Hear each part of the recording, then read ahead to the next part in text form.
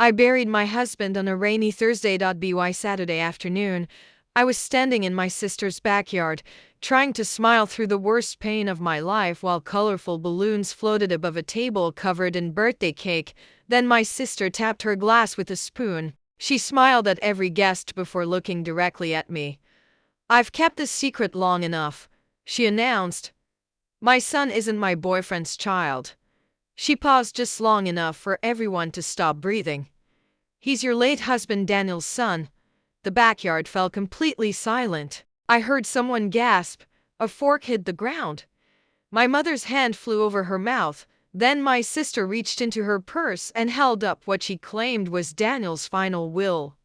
"He wanted his son to inherit half of your house." Everyone turned toward me, waiting for tears, screams, or complete collapse. Instead, I almost laughed. Not because I found any of it funny, but because there was one tiny detail my sister didn't know. One detail that made every word coming out of her mouth impossible. If you've ever wondered how far jealousy can push someone, stay with me. Because what happened after my husband's funeral destroyed my family forever. My name is Eleanor. I'm 36 years old.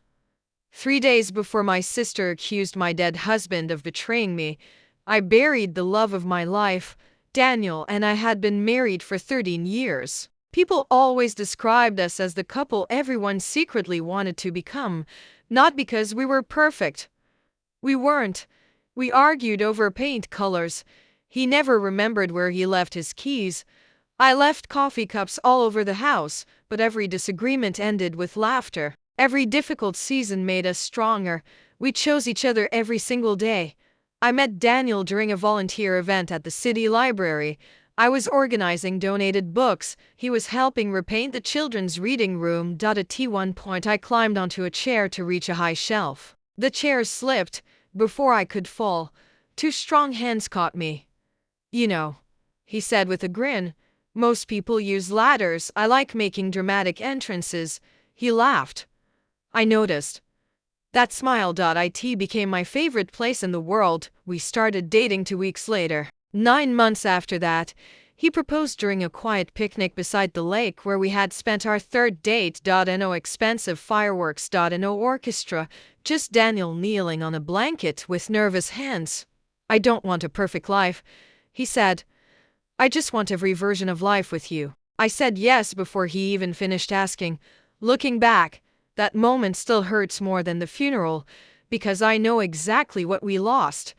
We bought our home 5 years after getting married. It wasn't glamorous. An old two-story house needing almost everything replaced. The roof leaked. The floors creaked. Half the windows wouldn't open. But Daniel walked through every empty room smiling. "Can you see it?" he asked. "What?" "Our future." I could.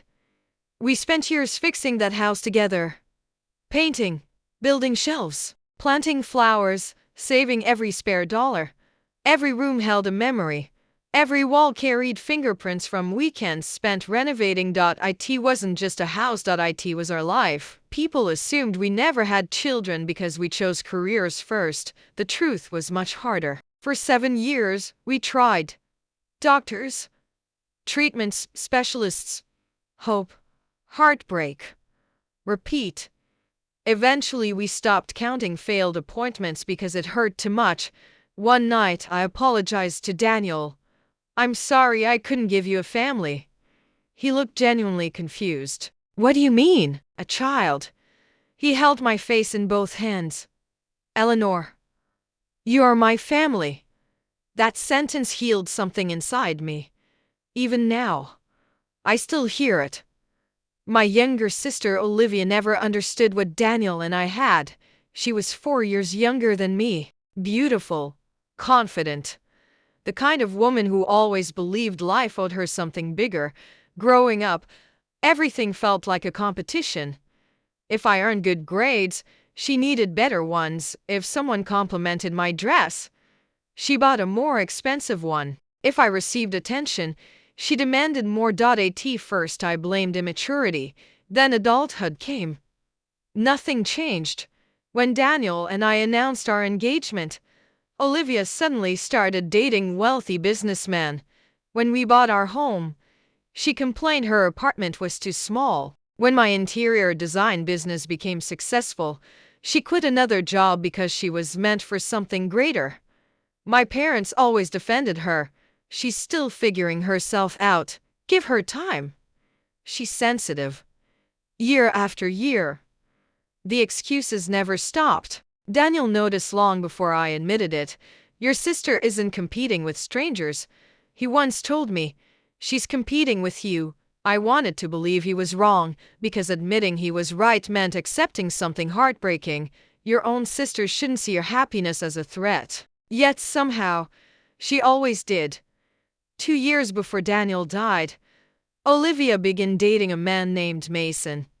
He worked construction. Quiet, polite, a little rough around the edges, nothing like the flashy men she usually chased. Everyone thought he'd finally helped her settle down. Then she announced she was pregnant. I smiled. I hugged her.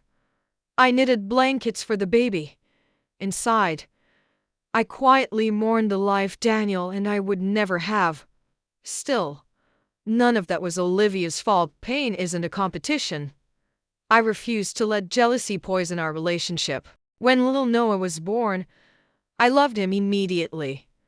He had tiny fingers, bright blue eyes, and a laugh so contagious it made strangers smile. I became the aunt who never missed birthdays, never forgot Christmas, never arrived empty-handed. Daniel adored Noah too. He bought him toy trucks, read him bedtime stories whenever we babysat, built a wooden rocking horse by hand. Watching Daniel with Noah sometimes broke my heart. Not because he wasn't our son, but because Daniel would have been an incredible father. He never complained. Not once. He simply loved the child who happened to be in front of him. That's who he was. 3 months ago, everything changed. Daniel kissed me goodbye before work. I'll be home early, he promised. We'll finally finish planting those roses. He never came home. At 2:17 that afternoon, my phone rang. The hospital, massive brain aneurysm. They tried everything. Nothing worked. By the time I arrived, he was already gone. 39 years old. Healthy. Happy. Planning our weekend. And then, gone. People tell you time stops. They're wrong. Time keeps moving. Cruelly. Relentlessly. While you're the one left standing still, the funeral passed in a blur. Flowers. Condolences. Black clothes. Sympathetic faces. I barely remember any of it. Except one thing. Olivia. She stayed strangely distant. She arrived late. Left early. Avoided eye contact. I assumed grief affected everyone differently. I never imagined she was preparing something else entirely.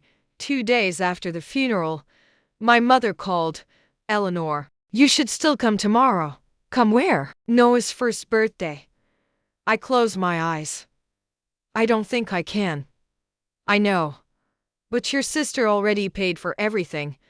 There'll be family. Daniel would have wanted you there. That sentence finally broke me. Everyone kept telling me what Daniel would have wanted. As if losing him somehow gave everyone permission to speak for him. Still, I agreed. Mostly because saying no required more strength than I had left. The next afternoon, I drove to Olivia's house carrying a birthday gift I had wrapped while crying. Every traffic light felt unbearable. Every happy family I passed felt like another reminder of everything I'd lost.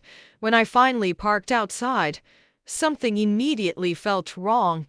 Cars lined both sides of the street, far more than I expected. As I walked toward the house, conversations stopped. People looked at me, then quickly looked away. A strange knot formed in my stomach. Inside, my mother hugged me tightly. You came. I almost didn't. She squeezed my hand. You'll get through today. I wasn't so sure. My father barely smiled. He looked nervous, not sad. Nervous, almost guilty. Everything okay? I asked. Of course. But he didn't sound convincing. Neither did my mother. Then I noticed several people whispering near the kitchen. Every few seconds, someone glanced toward me. The atmosphere didn't feel like a birthday party. It felt like everyone was waiting for something, or someone.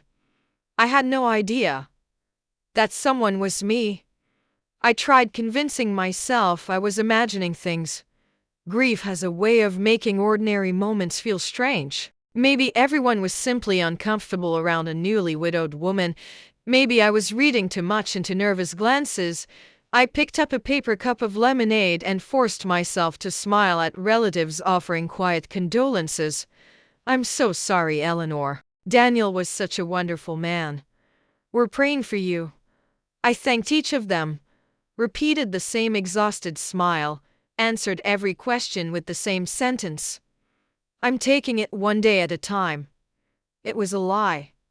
I wasn't taking it day by day. I was surviving minute by minute. Across the yard, Noah sat in a high chair wearing a tiny blue bow tie. He clapped every time someone made a funny face. For a moment, watching him laugh made everything else disappear. Daniel would have loved seeing this. He would have been the loudest person at the party, the one making airplane noises while feeding birthday cake. The thought nearly brought me to tears. Instead, I took a deep breath. Then I noticed Olivia. She looked different. Not like someone celebrating her son's birthday. She looked like someone preparing for a performance. Her hair had been freshly styled. She wore a brand new designer dress I'd never seen before. Every few minutes she checked something inside her purse, almost nervously. She barely spoke to guests. Instead, she kept looking at me. Each glance lasted just a little too long. Eventually, our eyes met. She smiled. It wasn't warm. It wasn't comforting. It looked victorious. A chill crawled across my skin. I looked toward my parents. My father wouldn't meet my eyes. My mother kept twisting her wedding ring over and over again. Something was definitely wrong. But what? Before I could ask, Olivia stood. She picked up a spoon, tapped it gently against her glass. "Everyone." The conversations faded immediately. "Thank you all for coming to celebrate Noah's first birthday." People smiled politely. Phones came out for pictures. I expected cake, birthday candles, maybe a slideshow. Instead, Olivia inhaled deeply. "This past year has changed my life forever." She looked down at Noah. "I've been keeping a secret." The yard became completely silent. I felt my heartbeat quicken. She continued.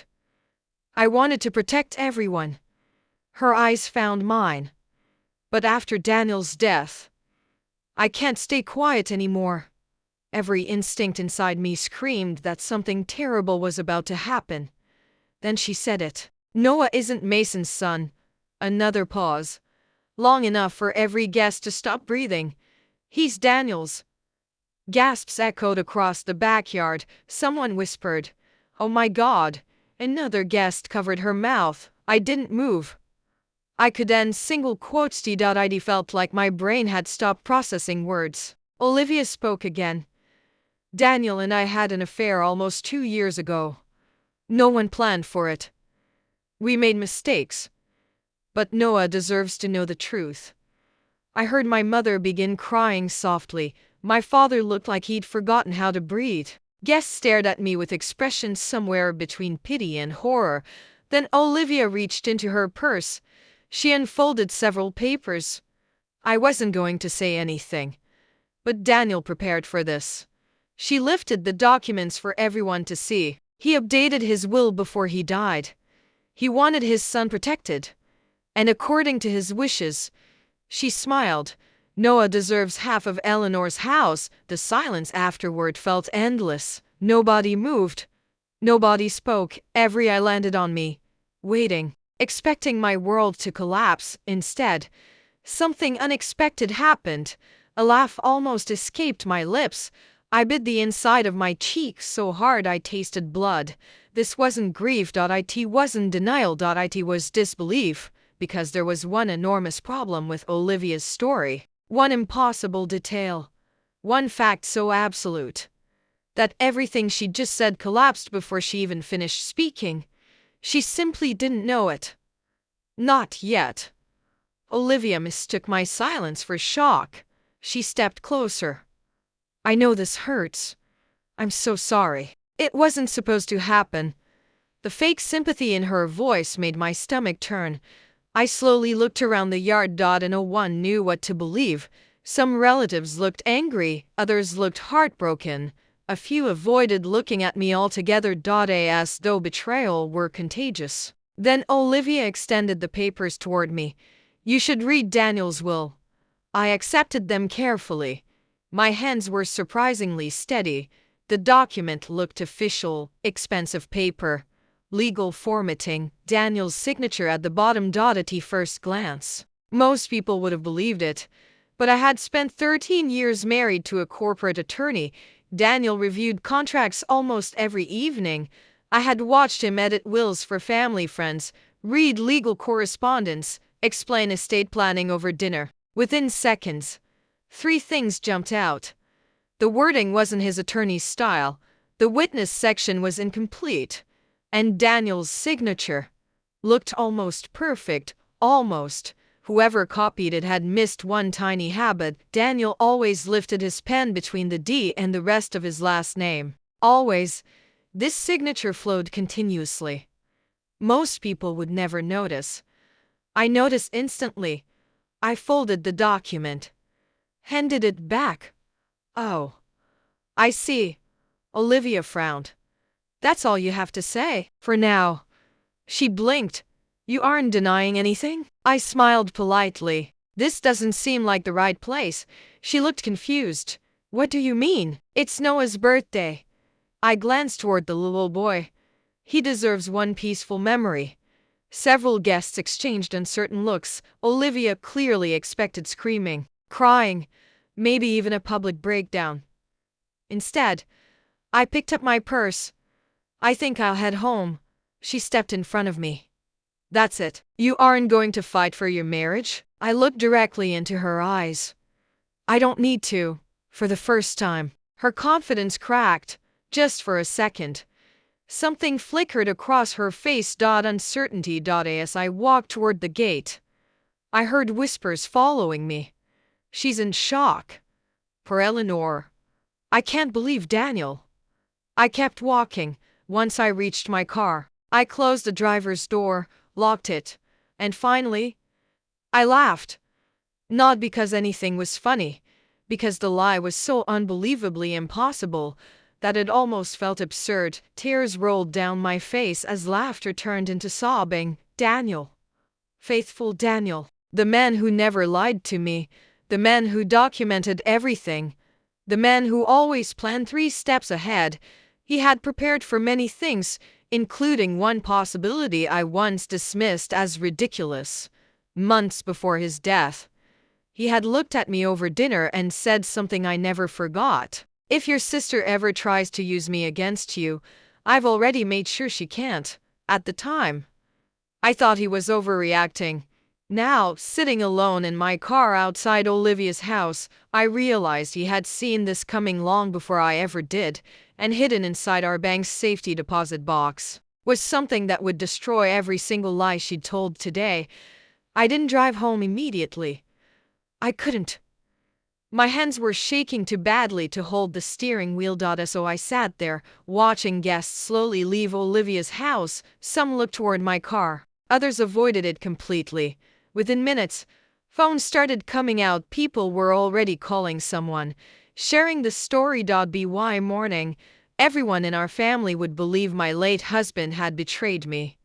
Exactly what Olivia wanted. I wiped my eyes, started the engine, and drove somewhere Daniel and I had visited only twice before, the downtown branch of Harbor National Bank, the same bank where we kept our safety deposit box. The bank manager recognized me the moment I walked inside. Eleanor, I'm so sorry for your loss. I forced a smile. Thank you. I need access to our safety deposit box. He nodded without another question. 15 minutes later, I was sitting alone inside a small private viewing room. The heavy metal box rested on the table. For a long moment, I simply stared at it. Daniel had insisted on renting it 3 years earlier. "You never know what life brings," he'd said. I teased him for always preparing for disasters. He only smiled. "I'd rather prepare for problems that never happen than wish I had." Back then, I rolled my eyes. "Now," I whispered, "you were right again." I unlocked the box. Inside were several neatly labeled folders, insurance documents, property deeds, investment records, everything arranged exactly the way Daniel organized every part of his life. Then I found the folder labeled "Private." Only one line was written underneath: "Open only if absolutely necessary." A knot formed in my stomach. I slowly opened it. Inside were several envelopes. The first contained Daniel's original notarized will. The real one. The attorney's seal was still attached. Every page carried official certification. Everything, every single asset, belonged to me. There was absolutely no mention of Olivia, or Noah, or any unknown child, exactly as Daniel and I had discussed years earlier. I set it aside. The second envelope felt heavier. Medical records. Several pages. Hospital reports, doctors' signatures, laboratory results. At first, I didn't understand why they were there. Then I saw the date. Almost 3 years earlier. I remembered instantly. Daniel's surgery. Most of our family believed he'd undergone a routine procedure. That wasn't entirely true. During surgery, his specialist discovered another medical condition. The doctor recommended performing an additional operation while Daniel was already under anesthesia. After many discussions, we agreed. Daniel underwent a vasectomy. The procedure had been completely successful. Multiple follow-up tests confirmed it. No possibility of reversal. No chance of accidental pregnancy. No exceptions. I stared at the paperwork. My eyes filled with tears, not because of what it meant. Because Daniel had known. He'd actually known. He must have realized Olivia's strange behavior years ago. Otherwise, why would these records be here? My hands trembled as I opened the third envelope. This one contained something unexpected. A small leather notebook. Daniel's handwriting. His journal. Not a diary. Just dated observations, carefully documented. The first entry read, "March 14, Olivia attempted to kiss me after Eleanor answered a client call. Politely rejected her. Didn't tell Eleanor immediately because I wanted to think carefully first." My chest tightened. I turned another page. April 2 received another inappropriate text message, blocked her number. Saved screenshots. Another page. May 11 discussed situation with Eleanor. She believes Olivia is simply being overly friendly. I hope she's right. I don't think she is. Each page became harder to read. Every interaction, every unwanted conversation, every uncomfortable encounter. Daniel had written everything, not because he hated Olivia, because he wanted to protect me. Halfway through the journal, an envelope slipped onto the table. My name was written across the front, in Daniel's handwriting. I stopped breathing. With trembling fingers, I opened it. "My beautiful Eleanor, if you're reading this, something has happened to me. First, I'm sorry. Because this letter means I wasn't able to protect you myself. If that's true, please remember one thing before anything else. None of what happens next is your fault. You love people with your whole heart. That's one of the reasons I fell in love with you. But sometimes, people mistake kindness for weakness. Your sister has struggled with jealousy for years. I've hoped she'd eventually find peace. Instead, her behavior became increasingly concerning. If she ever tries to involve me after I'm gone, everything you need is inside this folder. The truth always wins eventually, but only if someone is willing to protect it. Don't let guilt stop you. Don't let family pressure silence you. And please, don't spend your life defending my reputation. Anyone who truly knew me already knows exactly who I was. I love you. Yesterday. Today. Always. Daniel. I couldn't stop crying. Not loud sobs, just silent tears rolling down my face.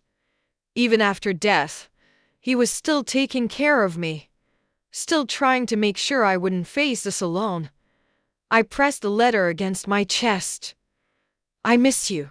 The room remained painfully quiet after several minutes. I carefully organized everything into separate folders: the will, medical records, journal, letter. Then I noticed one final envelope. This one hadn't been opened before. Across the front, Daniel had written only 3 words: for Attorney Collins. Inside was a signed statement.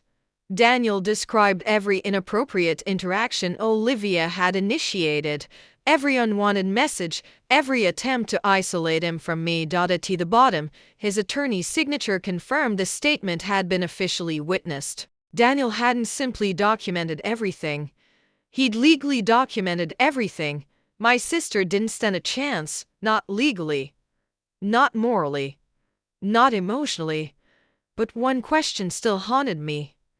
Why now? Why wait until after Daniel died? Why risk such an enormous lie? There had to be something bigger behind it. Something desperate enough to convince Olivia this gamble was worth destroying our entire family. I packed everything back into my briefcase, except one folder, the evidence. As I left the bank, I made one phone call: Collins and Pierce Law Offices. This is attorney Rebecca Collins. Rebecca. It's Eleanor Hayes. There was a brief silence. Eleanor. I've been expecting your call. You have? Daniel asked me to expect it, if certain things ever happened. A cold shiver ran through me. Even now, Daniel seemed to be one step ahead of everyone, including my sister, and Rebecca was about to tell me something that would completely change the way I saw Olivia's shocking announcement. Rebecca didn't waste time. Eleanor, she said gently, before we discuss the legal side, there's something you need to know. I tightened my grip on the phone. I'm listening. About 8 months ago, Daniel came to my office. I frowned. 8 months? Yes. He was worried. Worried about what? Rebecca sighed. Your sister. For several seconds I couldn't speak. He told me Olivia had been behaving strangely for nearly 2 years. He documented everything. He even asked me a question I'll never forget. What was it? If something happens to me, how do I protect my wife from someone willing to lie? My eyes filled with tears again. Even then, Daniel hadn't been thinking about himself. He'd been thinking about me. Rebecca continued. I've already reviewed the forged will. It won't survive 5 minutes in court, but... She paused. I think your sister's financial situation is much worse than she's letting everyone believe. That sentence stayed with me. After ending the call, Rebecca recommended hiring a private investigator before making any decisions. If she's willing to forge a legal document, there's usually something pushing her. The next morning, I met investigator Marcus Reed, former homicide detective. Calm, observant, he asked surprisingly few questions. Instead, he listened. By the end of our meeting, he simply nodded. Give me 48 hours. I'll find out what she's hiding. Those 48 hours felt endless. Meanwhile, my phone never stopped ringing. Relatives, old family friends, people I hadn't spoken to in years, most pretended to check on me. What they really wanted was gossip. So, did Daniel really have another child? I never would have guessed. Are you contesting the inheritance? Every conversation felt like another knife twisting inside my chest. I stopped answering. Then, Marcus called. I found your motive. His office walls were covered with photographs, financial records, property reports, court filings. Everything pointed toward one conclusion. Olivia wasn't simply struggling. She was drowning. Marcus slid the first document toward me. 6 credit cards. Maxed out. Next, 3 personal loans. Completely unpaid. Medical bills. Collection notices. Then an eviction order. She hadn't paid rent in nearly 5 months. My stomach tightened. There's more. He placed another folder in front of me. Noah's father. Mason? Marcus nodded. He left almost a year ago.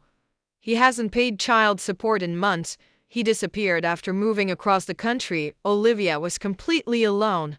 Then Marcus handed me printed screenshots. Text messages between Olivia and one of her closest friends. I recognized the name immediately. Vanessa. She'd been at the birthday party. The messages made my blood run cold. Olivia. Daniel dying changes everything. Another message. Eleanor owns an $850,000 house. If people believe Noah is Daniel's son, she won't have a choice. Another. I found someone who can recreate legal documents. Then, the final message. She'll never question it while she's grieving. I stopped reading. I couldn't. The room suddenly felt too small. This wasn't desperation anymore. It was calculated. Planned. She had waited until I buried my husband because she believed grief would make me weak. Marcus quietly pushed another document toward me. The men who forged the will already confessed. What? He thought it was for a movie prop. When he learned it would be used in court, he panicked. Everything, every lie, every forged signature was collapsing. Rebecca smiled slightly. You have enough evidence to send your sister to prison. The words echoed inside my head. Prison. Olivia deserved consequences. There was no question about that. But Noah. He hadn't done anything wrong. That night, I barely slept. I walked through every room Daniel and I had renovated together. The kitchen, the living room, the garden, every corner reminded me of him. Then I remembered something he'd once told me. Justice and revenge aren't the same thing. At the time, I hadn't understood. Now, I finally did. The next morning, I called Olivia. We need to talk. She sounded confident. I was wondering when you'd finally accept reality. I'll come over. No, my house. Tomorrow. 2:00. She arrived wearing expensive sunglasses, smiling like she'd already won. The smile disappeared the moment she saw attorney Rebecca Collins sitting beside me. So, Olivia laughed nervously. This is serious. It is. Rebecca switched on a voice recorder. With your permission? Olivia shrugged. Fine. Rebecca looked at me. I nodded. Then, I asked one simple question. Did you have an affair with Daniel? Yes. When? She answered immediately. About 2 years ago. Several times. Where? She invented hotel names, restaurant dates, conversations that never happened. Every answer sounded rehearsed. When she finished, I quietly placed Daniel's medical records on the table. She frowned. What is this? The reason your story is impossible. She looked down. Read the first page. Then the second. Her face turned white. No, she whispered. This can't be. It is. Daniel had a vasectomy almost 3 years before Noah was conceived. He physically could not father your child. Silence. Complete silence. Then I placed the original notarized will beside the forged one. Here's the real document. Rebecca calmly explained every legal difference, every forged signature, every missing witness, every criminal offense. Olivia's breathing became faster. I wasn't finished. Marcus placed the printed text messages on the table, then photographs, financial records, the confession from the man who created the forged will. Finally, Daniel's signed statement, his journal, every page documenting Olivia's obsession. She looked at me. Not angry. Not confident. Terrified. I can explain. You already did. Rebecca folded her hands. You've admitted enough. Olivia broke. Completely. She burst into tears. Not graceful tears. Violent sobs. I lost everything. Mason left. I couldn't pay Noah's medical bills. I thought. I thought if I could just get part of the house, I could start over. I looked at her quietly. You tried to destroy my marriage. She cried harder. I know. You destroyed Daniel's reputation. I know. You waited until I buried him. She couldn't answer. Because there wasn't one. Only shame. Rebecca finally asked Mrs. Hayes, "Would you like to proceed with criminal charges?" The room became completely silent. I looked at Olivia. Then I thought about Noah, an innocent little boy. The same little boy Daniel had rocked to sleep. The same little boy who laughed every time Daniel made funny faces. I closed my eyes, then made my decision. No, everyone looked at me. But I continued. Only under my conditions. Olivia slowly looked up. You'll publicly confess. You'll tell every person who attended that party exactly what you did. You'll sign a legal statement. You'll never challenge Daniel's estate again. You'll enter therapy and financial counseling. If you ever repeat this, I won't stop Rebecca from filing every charge available. Olivia nodded through tears. I agree. There is one more thing. She looked at me hopefully. For Noah. I slid one final folder across the table. A trust fund. Her eyes widened.